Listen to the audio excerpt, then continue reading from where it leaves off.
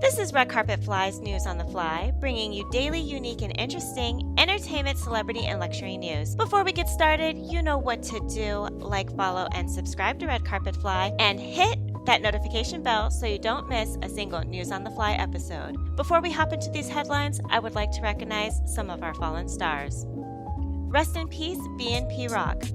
Rakim Hashim Allen, better known as his stage name PnB Rock, was murdered yesterday here in Los Angeles at a Roscoe's Chicken Waffles. He is best known for his single Selfish and collaborated with several artists such as Kodak Black, Nicki Minaj, YFN Lucci, and Meek Mill, just to name a few. It's been reported that he was murdered over someone trying to steal his chain. He is survived by his 2 children. To be honest, I'm not very familiar with this artist, but I wanted to take a moment to talk about this because the lawlessness in Los Angeles is at an all-time high. I know I've told you guys about the follow home robberies that happen here, especially in Hollywood and the Hollywood Hills. And I know you guys have heard about the smash and grab robberies that take place on Santa Monica Boulevard and Rodeo Drive. It is crazy in these streets. And I know a lot of people have been going after BNP's girlfriend for posting their location on an Instagram post, and people are speculating that's how the assailant knew where the rapper was and shot and murdered him. It could be true that it was foolish of her to post their location on IG, but I want to shift the focus to the level of criminality that is going on in these LA streets. I try to tell my friends back in New York that it is the wild, wild west out here, and it is. Jealousy is a real thing. I know I don't post where I live or what I drive because I am very aware of the savages in these streets. No one should have to die over a chain, watch, or car. Please, guys, be careful when you post on social media. And these social media sites aren't slick. They will automatically post your location if you don't turn that off. So, I am so sorry this young man who had such a promising future lost his life. Rest in peace, PnB Rock.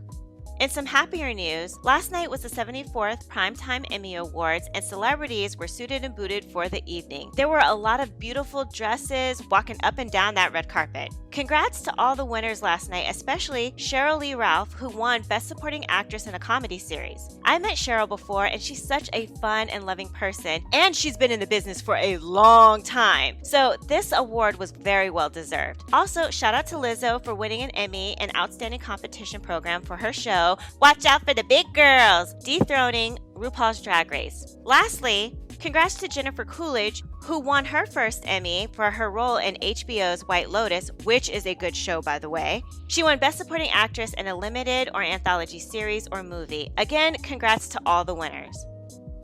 So I stumbled across this Rolling Stone article the other day regarding YouTube. It states that YouTube is cashing in on misogyny, racism, and targeted harassment, which as a YouTuber and a creative I found very interesting. You know, so many people nowadays get their starts from platforms like YouTube, like Justin Bieber, Lily Singh, Jeffree Star, and Patrick Star, just to name a few. Well, according to this article, Bot Sentinel founder Christopher Bowsey explains how the video sharing giant seems to be profiting off of hate speech. On YouTube, engagement is king.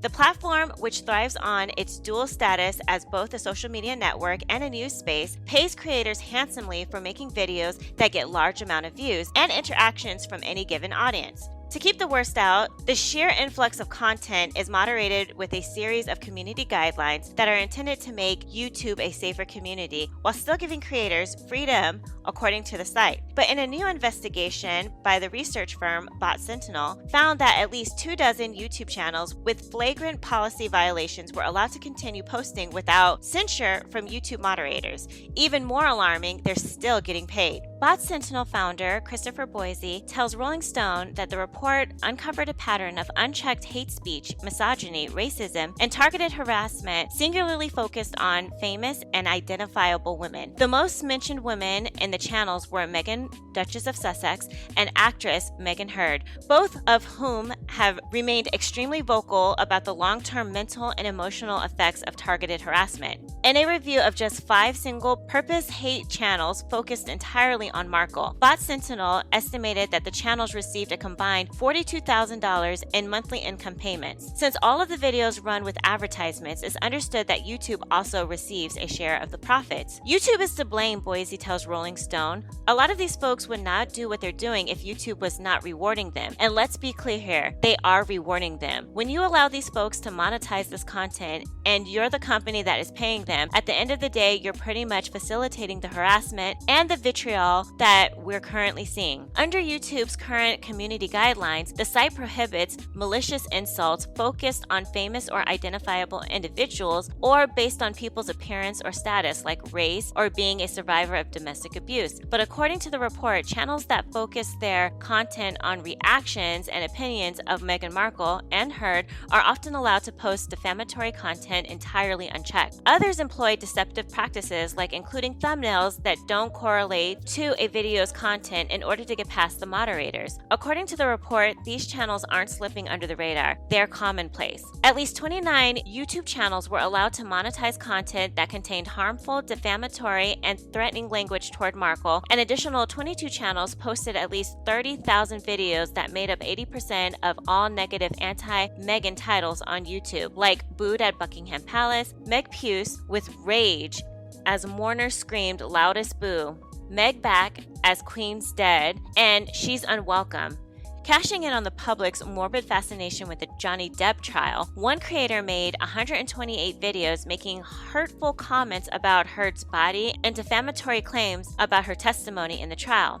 Within the video, Heard's name was mentioned over 6,000 times, according to the report. Another YouTuber continually posts policy-violating threats against Markle and has yet to be removed from the site. In one live video, the YouTuber expressed his belief that Markle deserves to be strangled to death and said as recently as Monday that Markle and her husband, Prince Harry, should be shot at dawn.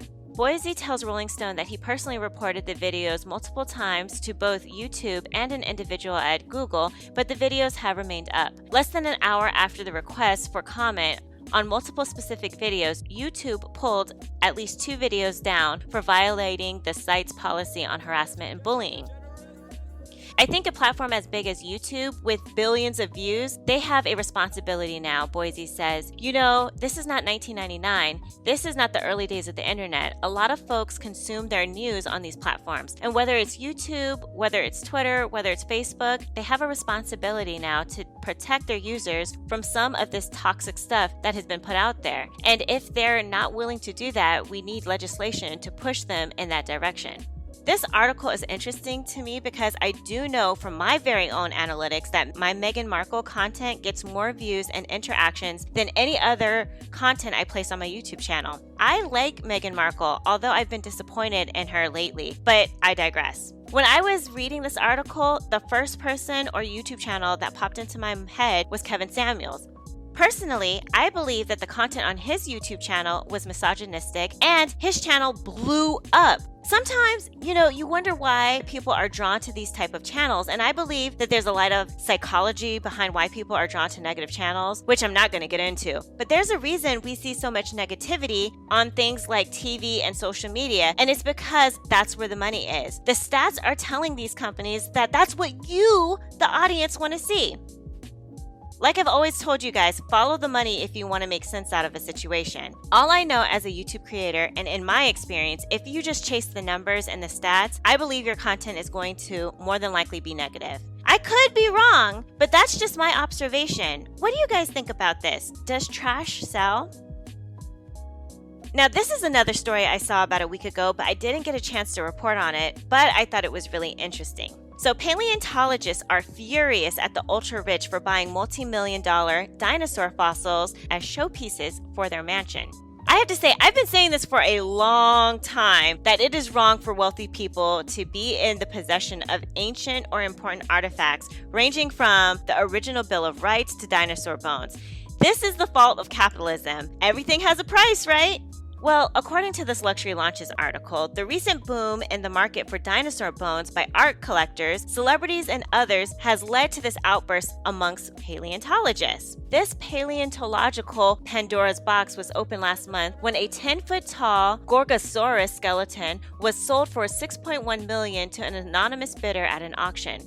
For people of science, These prehistoric remains are imperative to the study and the understanding from the time they came from. Landing in private hands, these specimens are nothing more than toys that the wealthy care for. Exasperated, Steve Bressot, an American paleontologist who works for the University of Edinburgh, states if an oligarch buys a dinosaur skeleton and puts it in the foyer of one of his mansions, then it is effectively lost to science. Gone. A ghost. Dinosaur skeletons are treated like fine art, classic cars, or bottles of whiskey. One can admire art, drive a classic car, and drink to an affluent life, but what does one do with dinosaur remains other than boasting? Thomas Carr, a paleontologist from Carthage College in Wisconsin, told DailyMail.com, sales like this are like the last copy of a book being thrown into the fire. When the skeleton was purchased by a private collector, it no longer exists to scientists anymore. Imagine, all we know about humanity is just you and me. Clearly, that's not enough information to know about everyone. Buying specimens and trapping them in vaults is asinine. Their rightful place is somewhere accessible to the scientific community, like the esteemed Museum of Natural History in New York City.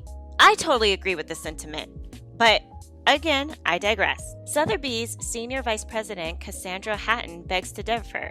The great museums of the world all began as private collections, and indeed, the very concept of a museum was born from the early modern tradition of cabinets of curiosity. These specimens have survived for millions of years and will be around for millions more. While there is a chance they may not be available for study immediately following the sale, they surely will be at some point in the future. Private collectors and research institutions can benefit from each other in ways that are essential to the long-term preservation of fossil specimens and to raise awareness and educate the public about dinosaurs, shared the publication.